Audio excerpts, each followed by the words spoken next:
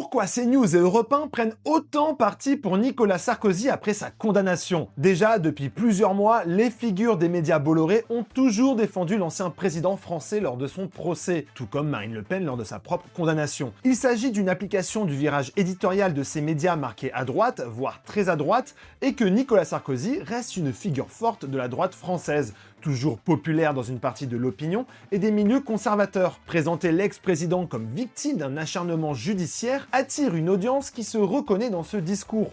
Et cela nourrit le récit d'une justice politisée, un thème porteur auprès du public de CNews. Et d'ailleurs, cette prise de position forte en faveur de Nicolas Sarkozy, qui frôle la remise en question d'une décision de justice, ce qui est puni par la loi, n'a pas de contradiction sur les plateaux de CNews et Europe 1. Et ça ne permet pas un pluralisme des courants de pensée, et très clairement, ça peut faire l'objet d'une décision de l'Arcom. Mais surtout, il y a une autre information moins connue liant Nicolas Sarkozy et le groupe Bolloré. L'ex-président faisait partie des lieutenants qui ont permis au milliardaire breton en 2020 de s'offrir le groupe Lagardère, qui comprenait Europe 1, le JDD et entre autres Paris Match. Et depuis cette date, Nicolas Sarkozy est toujours administrateur du groupe Lagardère et a même été récemment renouvelé jusqu'en 2028. Donc forcément, du côté des médias Bolloré, difficile de ne pas prendre la défense de l'un de ses patrons, et ça, il ne l'indique même pas à l'antenne. Et selon BFM Business, un proche du groupe Bolloré serait très embarrassé par la condamnation de Nicolas Sarkozy et juge même impensable qu'il reste en poste,